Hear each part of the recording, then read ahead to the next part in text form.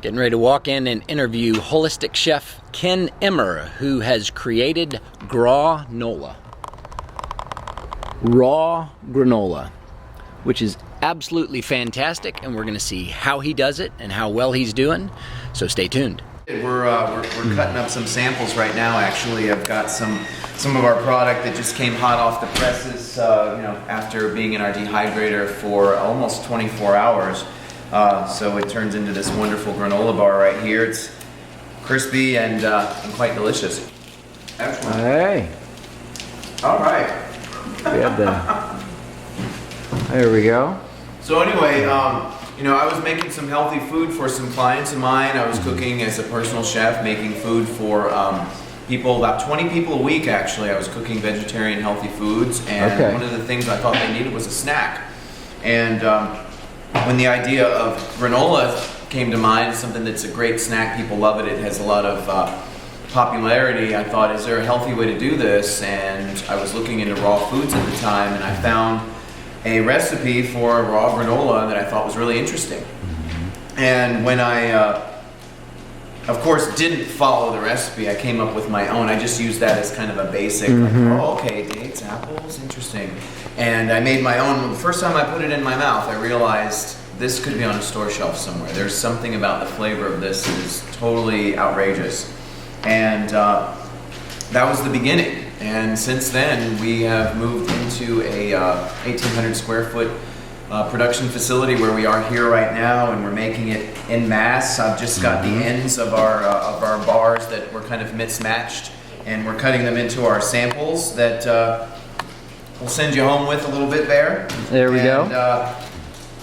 It's just, it's very simple. We keep it handmade because part of what makes good food good for you is that it's made by human hands, So we have some machines, obviously machines that help us kind of seal and get the product totally to the end.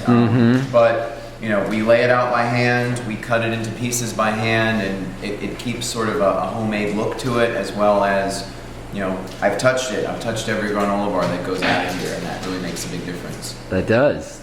The human touch down to the bite, I guess you could say. Yeah, exactly. Well, so what was the time from when you decided, hey, this could be good, to when you actually sold your first bar? I started making it and giving it to my clients as part of their product, so I sold it pretty quickly. Okay. But it was within about 4 months of making it and giving it to my clients and having people come to me and say, I don't want the kale salad, but can I get some of that stuff? And I knew what they were talking about, so I was kind of selling it just in bags, kind of like this actually, just like, all right, here you go, here's a Ziploc. And because that was so popular, I realized that, well, what if I actually put a label on it and put it on a yoga studio counter? Would it go anywhere? And they just disappeared every time I did it, and that was when I knew that we had something.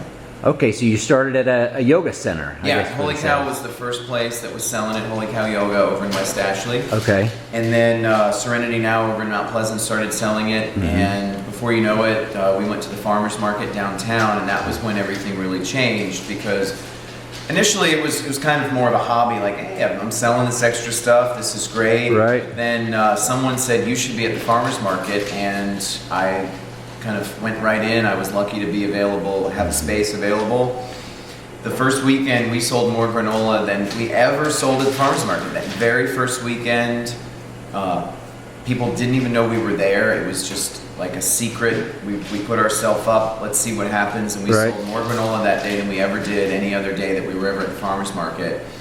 And that day told me that we really have a viable product. And now you're in Whole Foods and Earth Fare and... Exactly, all 20 Whole Foods in the South region. Earth Fare has 21 stores, and we are just about to get into the very first Whole Foods in the Mid-Atlantic region, which is in Vienna, Virginia. Oh, fantastic. And I don't think, you probably don't get any more raw and organic than gRAWnola, right? I mean, because aren't they all organic? Well, it's 70% organic 70%, ingredients. Okay. We are not 100%, nor are we certified organic, but I choose my ingredients wisely. The important ingredients that are organic, like our apples, for instance, very important because we use the whole apple. The apples are exposed to the elements. They do spray apples, and they can be very pesticide laden. So we're clear that we choose organic apples. And then there's a whole price thing. If we made this with 100% organic ingredients, each bar would be $5. You're not going to buy a $5 granola bar. Wow. Especially competing like with a $1 Cliff Bar. Exactly. So it allows our price to actually reflect the value of the food. So what we do as a company, in addition to making this granola, is we're trying to educate people about the value of food. And we want to but we want to offer people an opportunity to learn how to value food more. So understanding that there's an intrinsic value in here. I'm making it a little less expensive than it could be, but we're not going for price, we're going for quality, and I believe that the ingredients I've selected do create a quality product that nourishes your body and your soul and feeds your imagination. I guess a final question, are you still a chef, or is this taking up all your time now? Well, it takes up a lot of my time, but at the end of the day, I want to feed people. That's what I want to do. So whatever opportunities show up for me to be able to do that are what's important.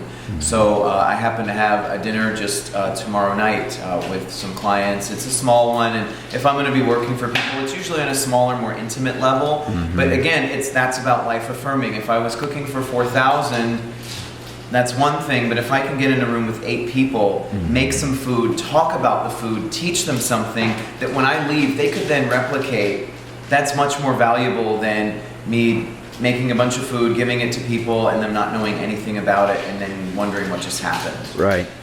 Well, Ken, thanks for your time. You're welcome.